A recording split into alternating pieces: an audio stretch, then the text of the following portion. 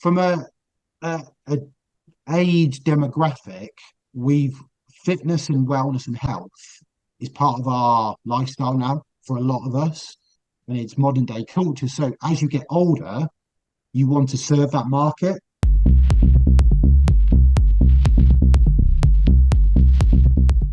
Where are the most interesting events opportunities looking at the UK specifically? Because I think the one for me, there doesn't feel like there's a real flagship women's health and fitness event. And I think you go into any gym now and it's almost 50-50 men and women, right? Where back in the day, I would never see a woman in the weight room. It's fantastic. All the benefits we know are great, but it doesn't feel that there's necessarily that big event with education such a central part of it, right? Because there does need to be an education effort there, not just for women on how to lift and train and eat and be happier, but for men as their partners. There's a lot that about women we don't know that we probably could help support them.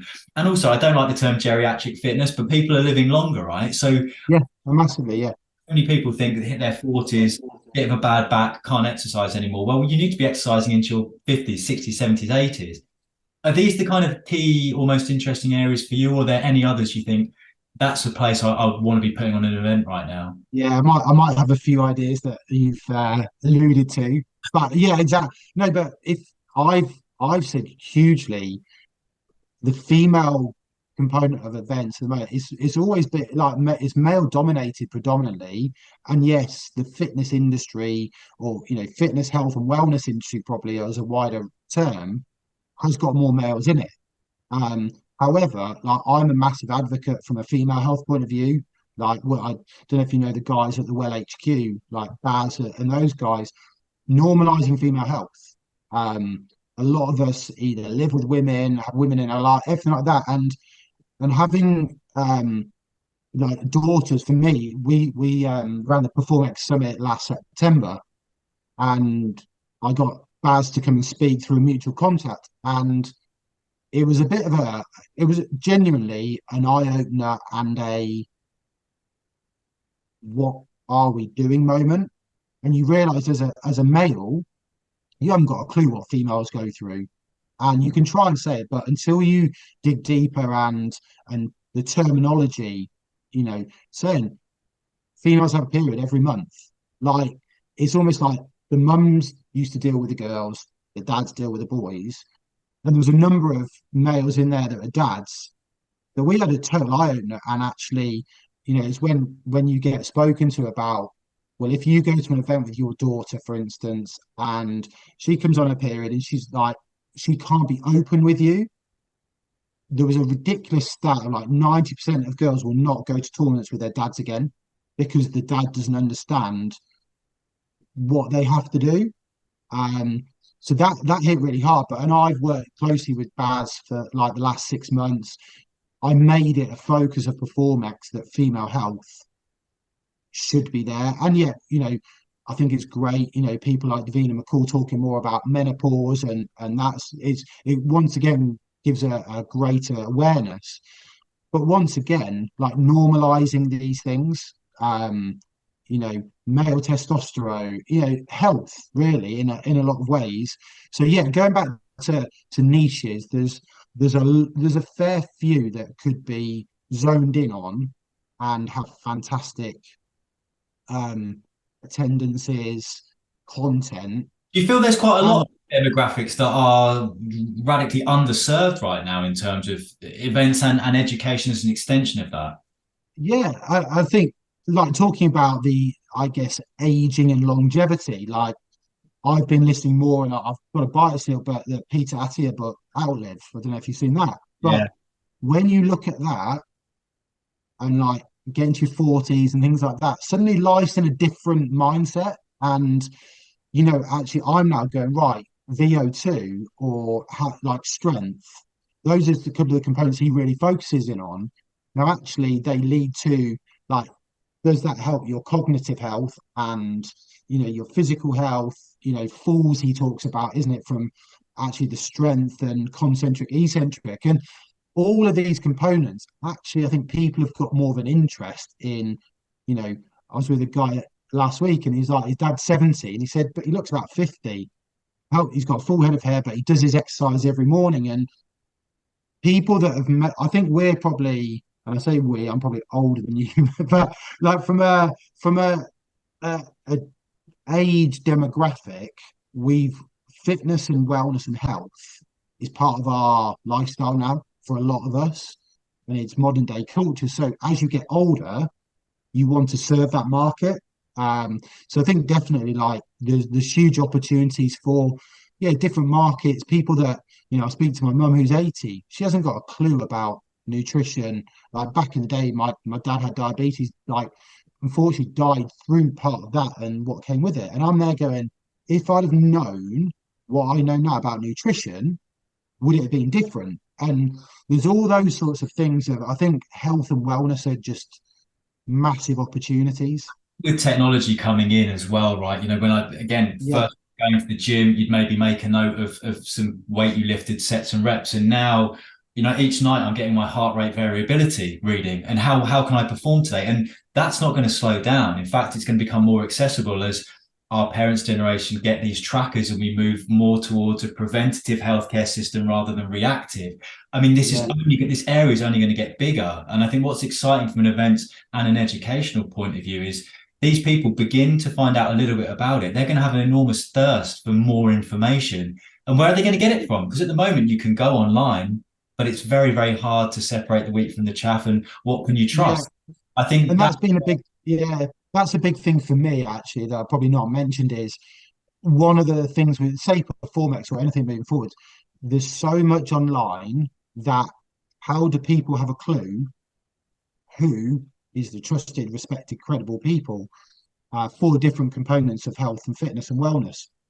So I think if you can, if you've got the trust, respect, and the knowledge over years, and it's not always over years, but if you can do that and you can pick the right people and say, these are the leading practitioners in this, and this field, you lead that consumer to them rather than them going, this person's paid X amount to get in front of you, yeah. therefore, how do I know? So I think organizers and, whether it's events, whether it's content, it should come from, a trusted source. And that's, I guess, where you can differentiate because you're acting almost as a curator, right? You're doing the hard work for the punters to say you don't need to listen to them, listen to this person, listen to this person. And I guess that's where your experience and your relationships are so important and almost, as you branch out into your own consultancy, must be massively exciting because the resource you can pull on now, to tell us a Yeah. little bit about what is the next 5 years going to look like for you, Steve, do you think, in an ideal world?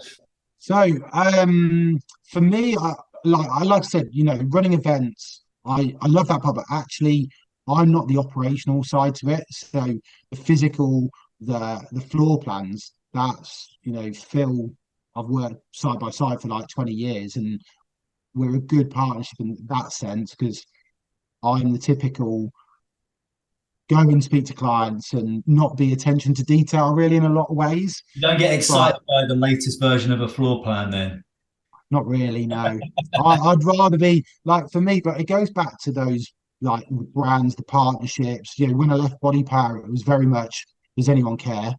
And then it was like actually speak to a certain amount of people like, look, we'll back you and we want to have our brands involved. For me, like working with a number of brands or individuals that have got a passion in their own field, and I can bring my experience and knowledge to that is massively exciting. Um, we've got like the consultancy is one part. So whether I'm working with a couple of brands that are, they've been big in the B2B world, but they don't understand who should we be working with in the consumer world because our products, we've got a consumer focus. So I can bring that knowledge and my contacts to that. But then also that's a consultancy. One of the other fundamental parts of the consultancy that we've looked at is like workplace wellness. Um, and once again, talking about tech is brilliant, apps are brilliant to a point, but the amount of apps that are out there that companies maybe invest in, but there is no nobody's really using it, engaging in it. It's just there. And what we've looked at is maybe going back to more workshops and live events. We worked with HSBC recently, and going into their essentially staff, but utilizing the trusted, respected, credible people from the industry. So you come into it, you're speaking to people that some people go to the gym, but some people don't even know about, what a macronutrient is. So you can't have these people talking over their head, but how can you get 3 to 5% of their staff to perform better in work with their life? Can you help them with their sleep, their stress management, hydration, nutrition, all of these components? So that's we've not officially launched it yet. We're working behind the scenes with a couple of brands, but bringing my network and audience to be able to impact a way bigger audience. That's something really exciting for me in the next probably couple of years of once again facilitating it. I don't say I'm an expert at all in these. I understand the market and the needs, but you've got a lot of HR people.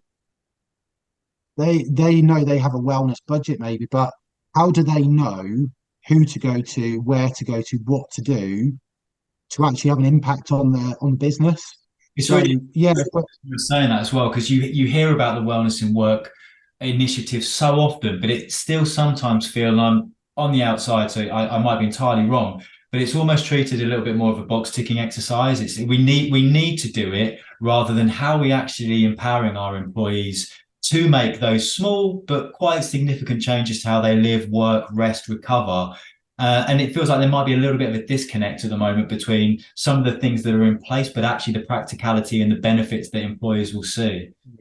yeah, and I think there's some trailblazers and really good people that understand why they're doing it. But a lot of that probably resonates from either a senior management team or someone that is understands fitness and wellness, so they will drive it.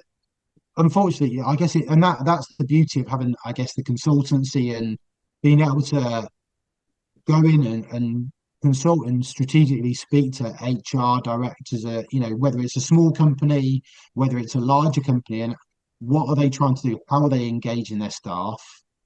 And actually, does it make a change? Does it impact the bottom line? Anything like that, like I say, there is a lot of box ticking, but it's a big world of opportunity for people. And as for anything, there's not always I guess people are going into it with the right mindset, but they think an app is the only way you engage with someone. Well, they need probably the knowledge and the foundations to be built before they can do that. So yeah, for me, it's exciting working with a number of brands, whether it's an equipment company, whether it's a heart rate monitor brand, through to event people looking to put their own events on. That's going to be the next few years, and I don't think that's my end goal. I think that is something where I can help people. I've always got ideas, going back to what you said earlier about opportunities around live events. What's the end goal? There's I've got to ask you, right? I wouldn't be doing my journalistic duty if I didn't. I mean, didn't ask, what's the big goal? What's the big picture then? If this is not necessarily just a stepping stone, but a step on towards where you want to end up. I think I I've always been involved in live events, and what that does for me personally is brings an audience together. And I've always been that person that brings people together in whether it's playing rugby at like playing inside centre. I look back and I'm like, oh, I've done this, that's what I did. And for me, creating events or platforms and bringing the right people together is what I feel I'm about, whether that's a partnership with two companies and seeing that blossom and grow, or if it's a live event. So the end goal, I don't think has a full stop or anything like that. But for me, there's definitely something out there to create with a couple of other people. I think that's the thing I like working in teams that have got the right mentality and ethos and growth sort of mindset of creating maybe something new that lives year round.